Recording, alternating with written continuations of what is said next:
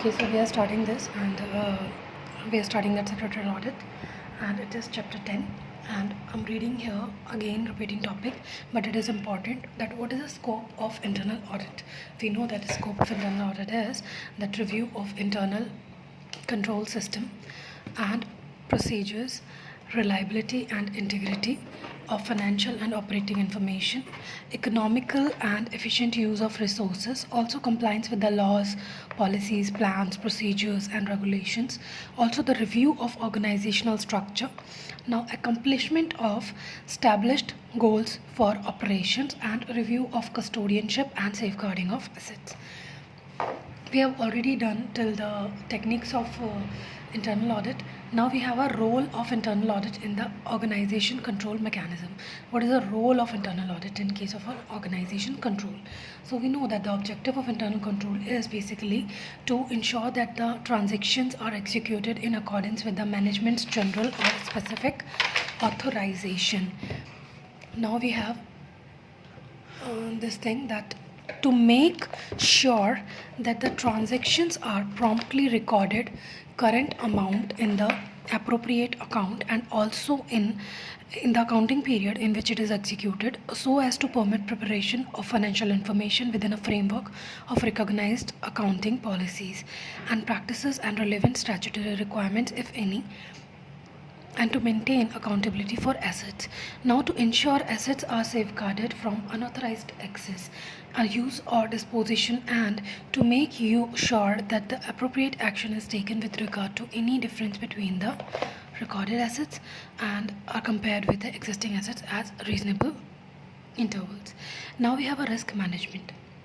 In risk management, we know that it is relating to an organization's objectives, identification of the risk, analyzing, also to response of this risk, that is to mitigate, and could potentially impact its ability to realize its objective.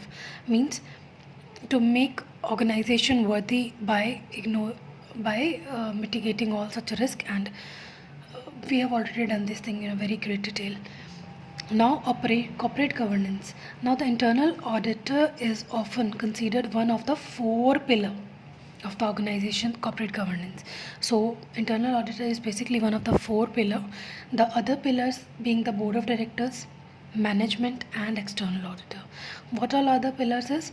First is BOD, then there is a management, and third is external auditor, and fourth pillar is internal auditor. It is a very important line which we could write in our examination. And also a primary focus area for internal auditing, it as it's related to corporate governance, is helping the audit committee of the board of directors or equivalent performance responsibilities effectively. So the primary focus area of internal auditing is basically to relate the corporate governance and helping to the audit committee.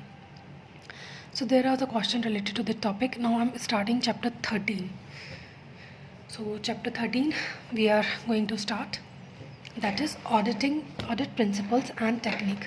What all are the audit principles and technique? Now the auditing principles defined, just give me a moment so that I could check. Okay, I could finish in this chapter, in this lecture only. Now the auditing principles defines governing an audit and include the professional responsibilities which should be observed by the auditor while carrying out any audit assignments. Now, some of these principles are as under: integrity, objectivity, and independence. Also need to consider confidentiality. What are all other skill and competence we have? Also, what work is performed by others? Documentation, planning, audit evidence, accounting systems, and internal control. So all these things kept in mind while we were doing auditing. So what all are the principles that we have talked about? That some of the principles is basically integrity, objectivity, and independence. Now confidentiality, third is skill and competence, work performance performed by others, then documentation, planning, audit evidence, auditing system and internal control, and audit conclusion and reporting. Now auditing techniques. What all are the techniques for auditing? That is inspection of the documents and records. So we need to consider what all are the inspection of the documents and records. Now to find out whether the transactions and supporting documents are appropriate all these are appropriate or there is some lacuna behind, and also to ensure whether the transaction are authorized, means approved, also to ensure whether the classification of internal of the transaction is proper. So that we need to ensure that the classification is proper, transaction are authorized, and documents are appropriate. We need to consider all these things, and this comes under the inspection of the documents. It is one of the technique of auditing. Now second is observation. Now auditor has to observe a particular procedure being carried out by the organizations. What all are the procedure, and they has to be observed by the auditor, that how is this organization is being running. Now inquiry and confirmation. Inquiry means seeking information from the person belonging to the organization or from the outside is called inquiry, means we are inquiring within the organization and also the outside organization. And confirmation, that means confirming the information available with the records of the organization or with the person mostly from the outside the organization through an inquiry is confirmation. Okay. Now computation, that means an auditor makes appropriate calculations and verifies accuracy of the accounting records.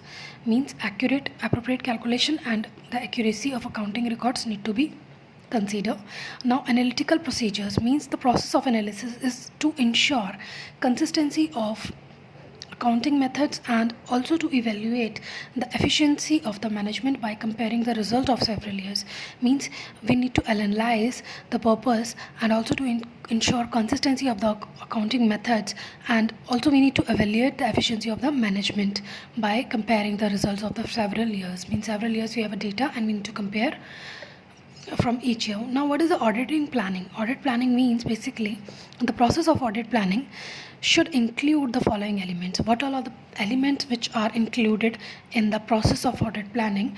Basically the purpose and objective, means what all are the purposes and objective behind the audit planning. Also their legal framework under which the audit is being conducted.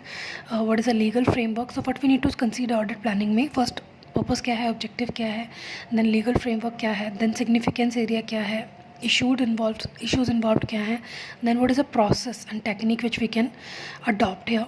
Also check points and activities, allocation of work content amongst the staff, how do we allocate the work among the various staffs. Also the time schedule for completion of various tasks. Without, if we cannot define time, then it would take, it could take a lot of time. Then if we have a time bound, then it could give you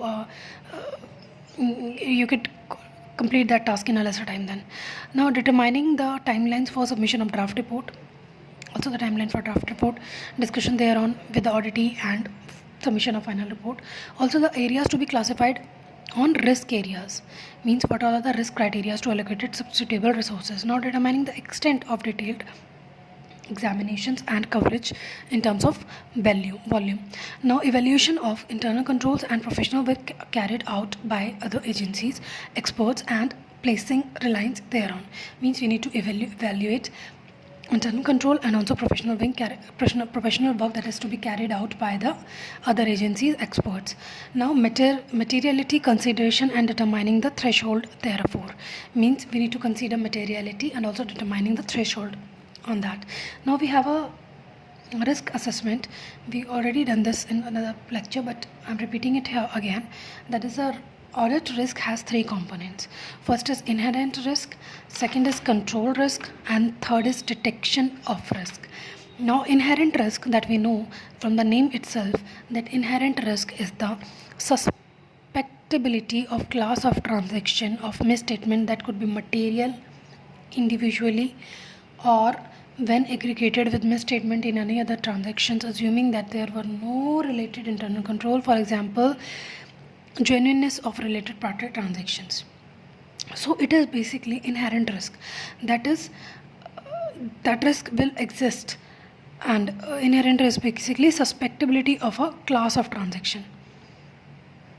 Okay, now control risk, that means control risk is the risk that a misstatement that could occur in n class of transaction, and that could be material individually or when aggregate with misstatement on other transaction, will not be prevented or detected and corrected on a timely basis by internal auditor.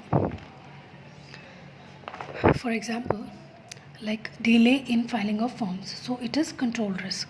We need to control. Now detection risk, that means detection risk is that risk that an auditor's substantive audit procedure will not detect a misstatement that exists in class of transaction that could be material individually or when the aggregated with misstatement on other transactions. Now examples are, while certifying of e-form, the auditor has overlooked the compliance of secretarial standards, and also there is inverse relationship between the materiality and the level of audit risk. That is, the higher the material level, the lower the audit risk, and vice versa. That means higher the materiality level, the lower is the audit risk. So auditors should higher the materiality level. Okay. Now the auditor should take into note of inverse relationship between the materiality and audit risk when they're determining the nature, timing, and extent of audit procedure. Now, what is the collection of information record of auditing? So here they want to say here is that the audit team should familiarize itself with the operations of the organization of the auditing entity. Okay, also the financial statements, regulatory framework, and the general legal framework governing the entity operations. Okay, now we need to understand, the audit team need to understand that the accounting process and the degree of the technology involvement, also the assess the overall control environment, and in particular the control to prevent irregularity, illegality, and fraud. Now to perform preliminary analytical procedures and analyze the financial statement into account areas. Now we need to consider the preparation of audit checklist. What all are the audit checklists that need to be prepared? The benefits of the audit checklist are as like promote planning for the audit. We need to promote the planning for the audit. Also we need to ensure a consistent audit approach. Also act as a sampling plan and time manager. Serve as a memory aid, and also to provide a repository for notes collection during the audit process, audit field notes. Now gathering the evaluating evidence. So we need to gather the evaluating evidence, that is documents, records, scrutiny. We need to testing, interviews, and analysis. Questionnaires need to be considered, confirmation, analytical procedures, evaluation of evidence. Now sampling. If a sample design and selection of the items for testing should meet the following criteria. What all are the criteria that need to be met in case of a sampling? That is, the purpose of the audit procedure and population characteristics shall be considered for designing an audit sample. So purpose of the audit procedure and population characteristics. Now the sample size shall be so chosen as to reduce sampling risk to an acceptable low value. Now the random sampling, whenever practicable, shall be considered so that each sampling unit shall have a reasonable chance of selection. And also in case of sampling basically on the sample basis we were doing that thing. Oh my god. Now the external expert's opinion. So the auditor shall evaluate adequacy of expert's work having regard to the following. What all are the evaluate adequacy of expert's work. Now relevance and reasonableness of expert's finding. What is the relevance and reasonableness of expert's finding and consistency thereof with other audit evidence. Also the relevance and reasonableness of assumptions and method used in the expert's work. Also the relevance and reasonableness, accuracy and completeness of resource data if used in the expert's work, provided such data is significant for the expert work. Also the agreement with the expert on the nature and extent of further work by the expert in case expert's work is found to be inadequate for audit purpose. Also the performance of additional appropriate audit procedure in case expert work is found to be inadequate for audit purpose. Now there is some questions that could be appear in your examination. Though external auditor external expert's opinion, this is something important and I'm repeating it here again, that the auditor shall evaluate adequacy of expert's work having regard to these things. So what are these things? That is relevance and reasonable, क्या relevance है, क्या reasonableness है expert's finding का. and also the relevance and reasonableness of assumptions. Methods used in experts work means what are the assumptions, क्या उन्होंने जो assumptions लगाया है, is that what is the relevance and reasonableness. Also we need to consider that relevance and reasonableness of accuracy and completeness of source data. जो source data use हुआ है expert का, उसकी क्या रिलेवेंस है, रीजनेबलनेस है. Also the agreement with the expert on the nature and extent of for the work by the expert in case expert's work is found to be inadequate for audit purpose. Also the performance of additional appropriate audit procedure in case expert work is to be found inadequate for audit purpose. Now we have another chapter, that is audit process and documentation. Just give me a moment so that I'll check how much time this chapter will take. It's quite lengthy topic and I think I need to peer reviews also, paper review. Okay, chapter 15, chapter 16, chapter 17, I think chapter 17 is also okay. I was thinking to other things but it's not possible कि मैं कोई भी और topic उठाऊँ इसके साथ. सो बाकी next recording में मिलेगा. Thank you.